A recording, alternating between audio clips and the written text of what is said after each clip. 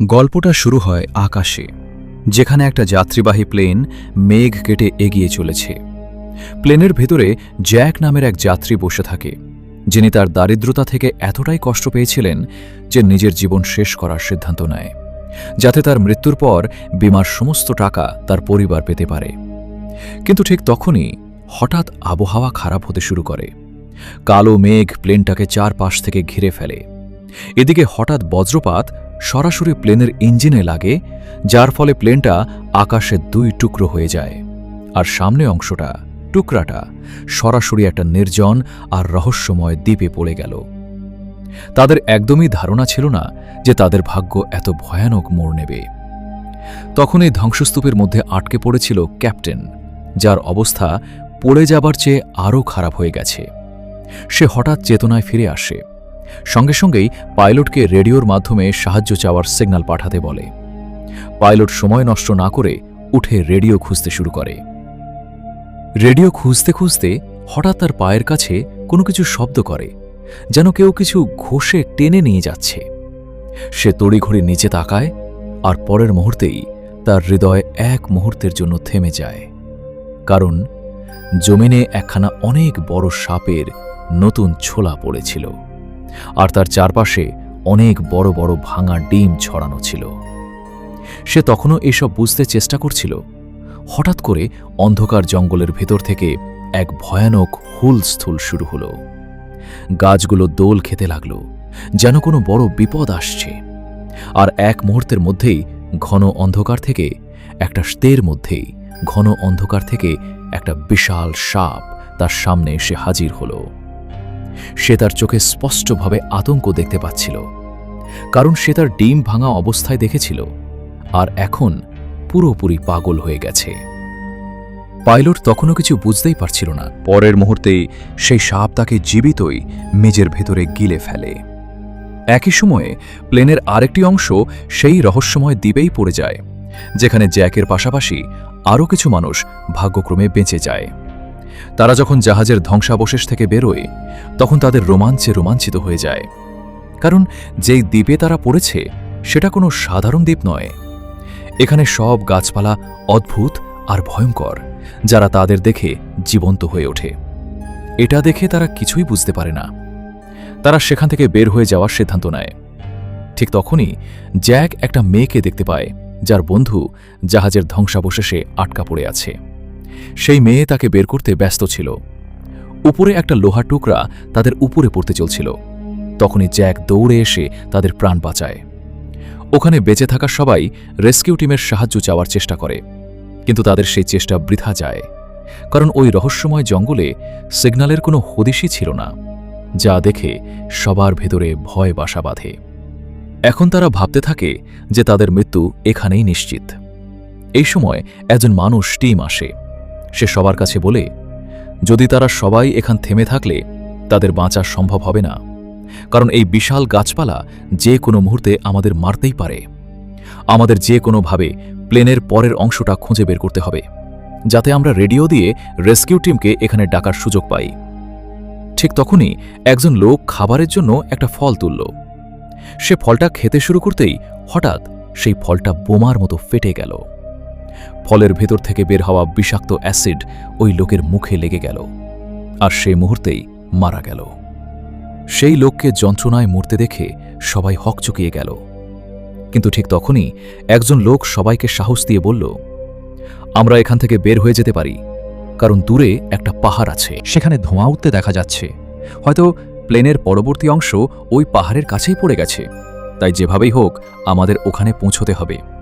এই কথা বলতেই যে লোকটা এগোতে শুরু করল, হঠাৎ করেই একটা দানবীয় গাছ তাকে জীবিতই গিলে ফেলল। এটা দেখে সবাই রক্ত জমে গেল। ওই লোকটার হাড় ভাঙার শব্দে সবার বুক কেঁপে উঠল। সবাই বুঝতে পারল, যদি এখানে থামি তাহলে ওই দানবীয় গাছগুলো আমাদের জীবিত খেয়ে ফেলবে। ভয়ের ছায়া ছড়িয়ে পড়ল এমনভাবে যে সবাই নিজেদের জীবন বাঁচানোর জন্য অন্ধাধুন্ধ দৌড়াতে শুরু করল। ওরা সবাই ভয় পেয়ে অন্ধকারে চোখ বুজে এদিক ওদিক দৌড়াচ্ছে, কিন্তু এই হাহাকারেও অনেক নিরপরাধ মানুষ ওই রাক্ষস গাছগুলোর খাদ্য হতে লাগল। একের পর এক সবাইকে সেই ভয়ঙ্কর গাছ গিলে খাচ্ছে। এই হট্টগোলের মাঝে জ্যাক নিচে পড়ে যায়, আর সামনে পেয়ে যায় ইন্স্যুরেন্সের কাগজটা। ঠিক তখনই তার সামনে তার মৃত্যু এসে হাজির হয়। এখন সে ভাবছে ওই রাক্ষস গাছগুলো থেকে বাঁচার কোনো উপায় নেই, তাই সে কিছু চিন্তা না করে সরাসরি ওই গাছগুলোর সামনে দাঁড়িয়ে পড়ল। সেই গাছটা তাকে নিজের ভেতরে নিগলেই যাচ্ছিল। তখনই এক ছেলে লাফিয়ে এসে তার জীবন বাঁচায়। সবাই যেভাবে যেন ওই দৈত্যাকৃতির গাছগুলো থেকে বাঁচতে বাঁচতে এক খাল পাড়ে পৌঁছে যায়। সেখানে এক লোক বাকিদের জীবন বাঁচানোর জন্য জঙ্গলের ভেতরে যেতে বলে, কিন্তু নিজের মৃত্যু থেকে বেঁচে যারা বেরিয়েছে তারা স্পষ্টভাবে জঙ্গলের ভেতরে যাওয়া থেকে মুখ ফিরিয়ে নেয়।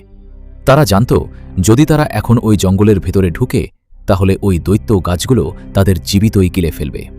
ঠিক তখনই এক লোক তাদের ওই পাহাড়ের দিকে ইশারা করে বলে, আমাদের যে কোনোভাবেই দ্রুত সেখানে পৌঁছাতে হবে। সবাই দেরি না করে সেই পাহাড়ের দিকে এগোতে লাগল। এখন এখান থেকে বাঁচার জন্য তাদের হাতে একটাই শেষ সুযোগ ছিল। সবাই শ্বাস আটকে বড় বড় পাথর ফাড়িয়ে সামনে এগোতে লাগল।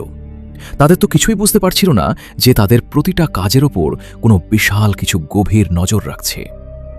সবাই এগিয়ে চলছিল। তখনই পেছন থেকে দুইজন লোক কোনো কিছু ছড়ানোর আওয়াজ শুনল। একজন লোক পেছনে ঘুরতেই হঠাৎ কোনো কিছু আক্রমণ করে তাকে এক ঝটকায় উধাও করে দিল। আরেকজন লোক তখন তাকে ওখান থেকে গায়েব দেখলেই সে দৌড়ে গিয়ে বাকি সবাইকে বলতে লাগল, কিন্তু কেউই তার কথায় বিশ্বাস করছিল না। এদিকে একজন বলল, আমি জানি সে মানুষটা কোথায় আছে। কিন্তু সে বলার আগেই হঠাৎ ওই জিনিসটা তার উপর ঝাঁপিয়ে পড়ল আর টানতে টানতে সরাসরি তার ভিতরে ঢুকে গেল। তখন আমাদের বুঝতে পারি যে যেটা সবাইকে নিজের ভেতরে টেনে নিচ্ছিল সেটা আর কেউ না, একদম বিশাল একটা লেজার্ড ছিল। দেখে সবার রোম শিউরে উঠল। ওই মনস্টার তাদের ওপর হামলা চালায়, কিন্তু সবাই যেভাবেই হোক নিজের প্রাণ বাঁচিয়ে উল্টা পায়ে দৌড়ে পালিয়ে যায়। কিন্তু এখন তারা সবাই পুরোপুরি ফাঁসে গিয়েছিল, কারণ ওই পুরো এলাকা সেই মনস্টার লেজার্ডদের ছিল। সেখানে 2-3টা লেজার্ড নয়, তাদের পুরো একটা ঝুণ্ড ছিল। তারা সবাই পালাতে লাগল। তখনই পিছন দিক থেকে সেই লেজার্ড এক মেয়ের ওপর হামলা করল আর তাকে নিজের ভিতরে টেনে নিতে লাগল। সে তাকে গিলে ফেলার আগেই জ্যাক তাকে শক্ত করে ধরে ফেলল আর যে কোনোভাবে সেই মনস্টারটির মুখে যাওয়া থেকে বাঁচাল। কিন্তু ঠিক তখনই ওই মনস্টার তার ওপর ঝাঁপিয়ে পড়ল আর তাকে ধরে ফেলল। মনস্টারটা তাকে নিজের ভিতরে গিলে ফেলার চেষ্টা করছিল। ঠিক তখন উপরে থেকে আরেকটা সাথীও হঠাৎ করে এসে পড়ল। এবার একটাই নয়, 2টা মনস্টার ওকে নিজের ভেতরে গিলে ফেলতে লাগল। কিন্তু ওদের গিলতে গিলতে হঠাৎ উপরে থেকে একটা মোটা মানুষ ঝাঁপ দিয়ে ওর ওপর পড়ে গেল। ভাগ্য ভালো, ওই মোটা মানুষের কারণে ওর জীবন বাঁচল। সবাই জীবন বাঁচিয়ে সেখানে থেকে পালাতে লাগল। কিন্তু আসল সমস্যা তো এখনই শুরু হওয়ার কথা ছিল। তারা সবাই এই পাথরগুলো পার করে অনেক ঘন আর লম্বা ঘাসের মাঠে এসে পৌঁছল। দৌড়াতে দৌড়াতে অগোচরে সবাই একে অপর থেকে বিচ্ছিন্ন হয়ে গেল। সবাই একে অপরকে জোরে জোরে ডাকতে লাগল, তবুও কেউ কাউকে দেখতে পেল না। কঠিন সময়ে তারা নিজেরা মাথা ঘামালো এবং তখনই সবাই একসাথে হাওয়ায় লাফ দিল, যার ফলে সবাই যারা বিচ্ছিন্ন হয়েছিল তারা তাদের দেখতে পেল এবং সবাই আবার একসাথে মিলিত হল।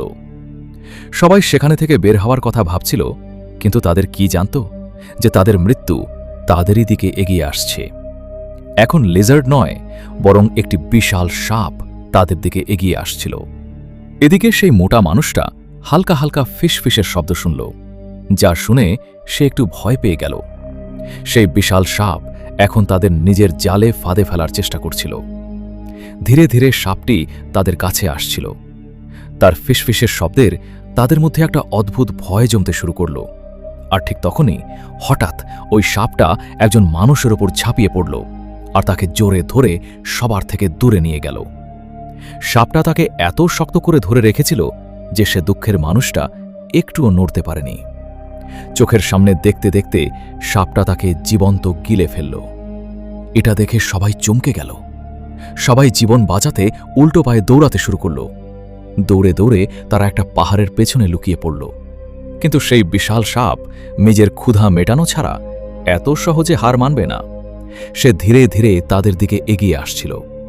কিন্তু তখনই দুঃখবশত একজন মেয়ের সঙ্গে আওয়াজ বের হয়ে গেল, যেটা শুনে সেই সাপটা তাদের দিকে তাকিয়ে পড়ল। সাপটা ওই মেয়েটাকে বাঁচিয়ে বেরোবার আগেই 1 সেকেন্ডও নষ্ট না করে জ্যাক মৃত্যুর মুখোমুখি হয়ে দাঁড়াল আর নিজের দিকে মনোযোগ আকর্ষণ করতে লাগল। তার শিকারের দিকে হাত বাড়াতে দেখে সাপটা রেগে গেল, কিন্তু সাপটা তাকে কামড়ানোর আগেই ঠিক তখনই সেই মোটা মানুষটা বিষাক্ত ফলটা তুলে নিয়ে অন্য ফলটার ওপর আঘাত করল। ফল দুটো যখন ঠোকাঠুকি করল, একটার পর এক সব ফল ফেটে গেল আর সব বিষাক্ত তরল সরাসরি সাপটার ছালেই পড়ে গেল।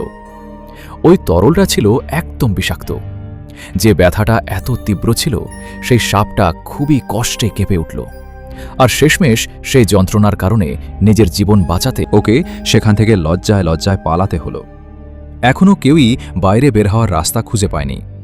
রাতের অন্ধকার চারদিকেই ছেয়ে গেছে। ভয় আর অন্ধকার রাতে বেঁচে থাকা কিছু মানুষ আশ্রয় নিতে ওই ছোট্ট একটা গুহার মধ্যে লুকিয়ে পড়ল। গুহার ভেতরে অন্ধকার এতটাই ঘন যে এক বৃদ্ধ লোক 2 পাথর একসাথে ঘষে আগুন ধরানোর চেষ্টা করছিল, কিন্তু তার চেষ্টা বৃথা গেল, আগুন ধরল না। ঠিক তখনই ওই ব্যক্তির চোখ পড়ল জ্যাকের ওপর। গলায় পরা লকেটটা থেকে আগুন জ্বলে উঠল। তাই ওই লোকটা তার থেকে লকেটটা চাইল। লকেটটা বেশ কিছুক্ষণ ঘষার পর অবশেষে আগুন ধরল। আগুনের চারপাশে বেঁচে থাকা সবাই একে অপরকে সাহারা দিতে লাগল, কিন্তু সবাই শুধু একটাই ভয় পেত, যদি তারা বাইরে যায় তো বাইরে ঘোরাঘুরি করা দানুরা তাদের বাঁচিয়ে দেবে না। কিন্তু সত্যি কথা হলো, তারা এই গুহায় অনেকক্ষণ থাকতে পারবে না। তাই সবাই ঠিক করল কাল সকালেই তারা এখান থেকে পালাবে।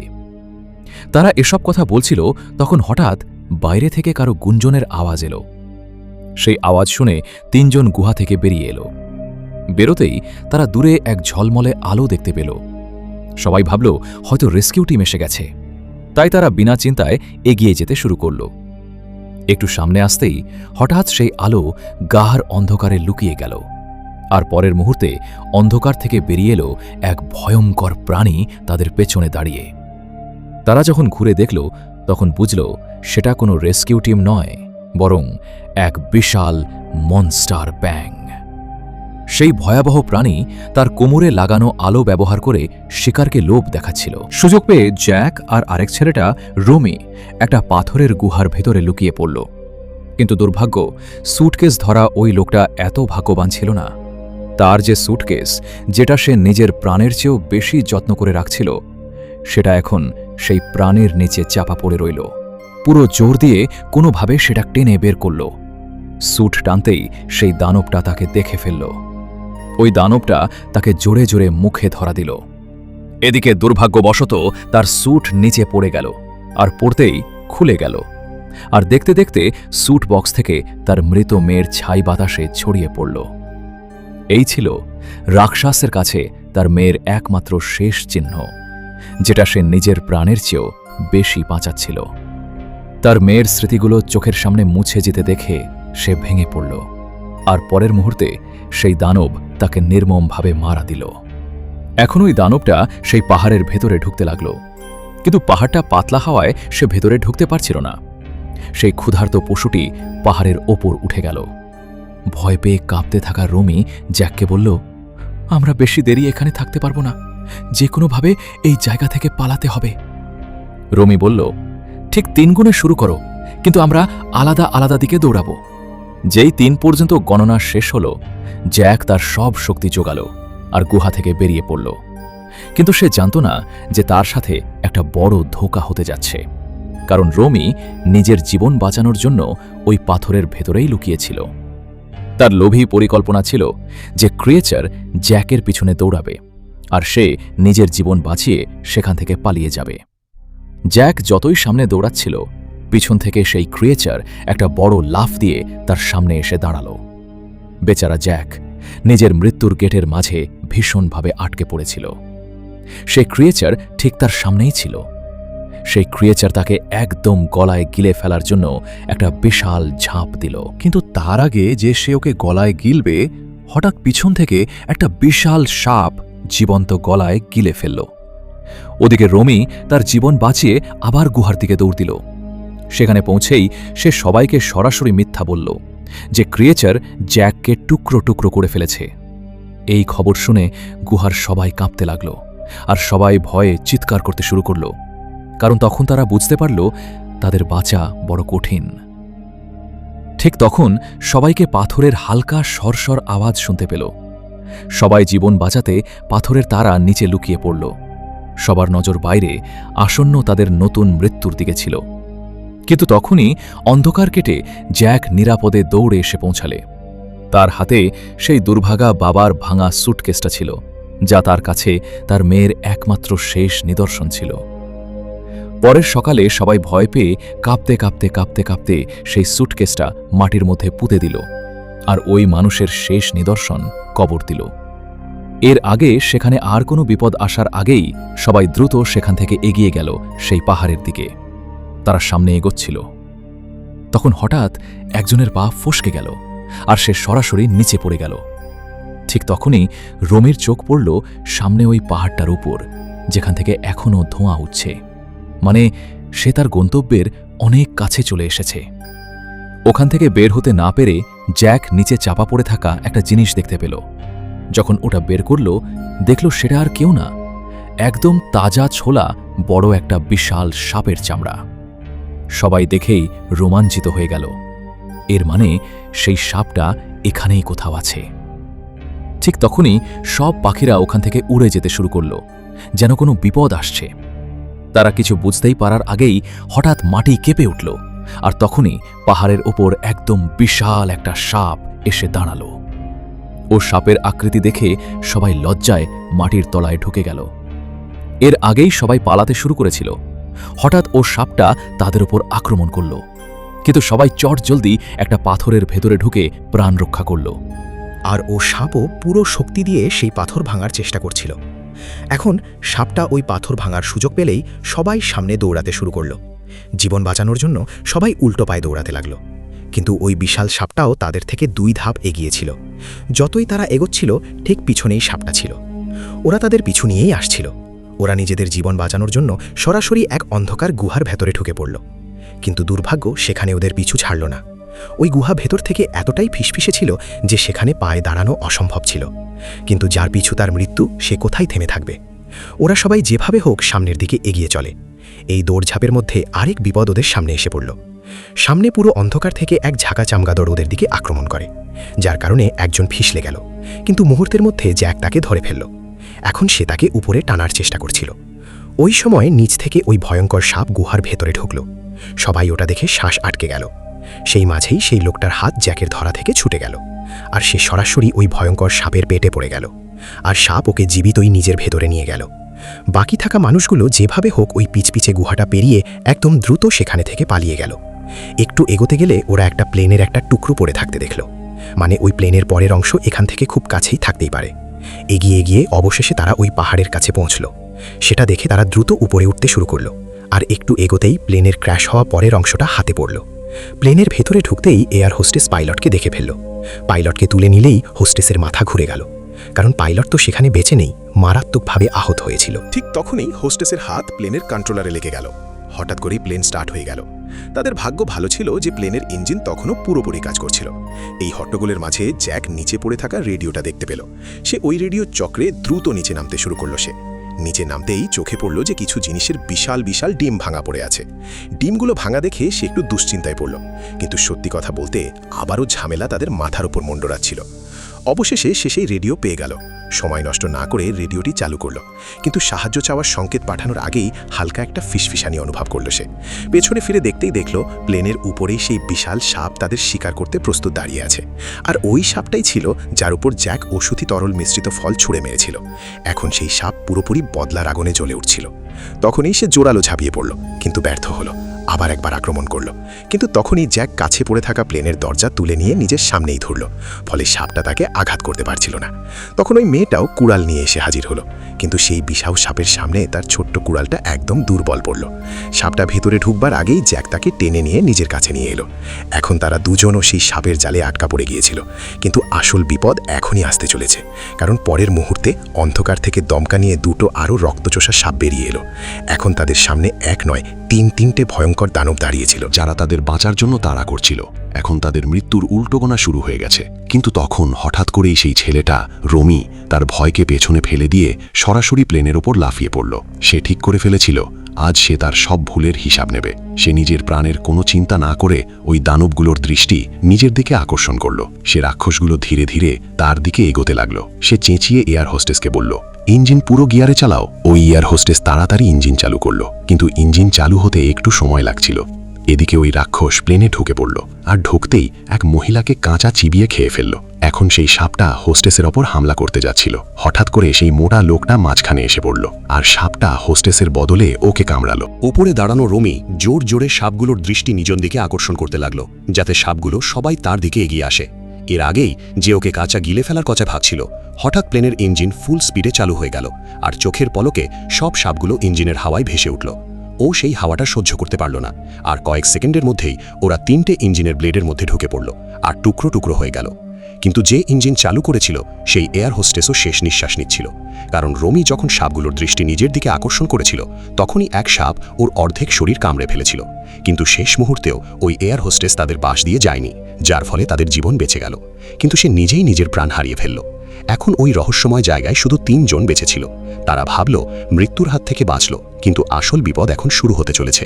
হঠাৎ পুরো জমি কেঁপে উঠল, আর মাটির মধ্যে থেকে 3 সাপের বাবার মতো একটা বিশাল কাণ্ডা বেরিয়ে এলো।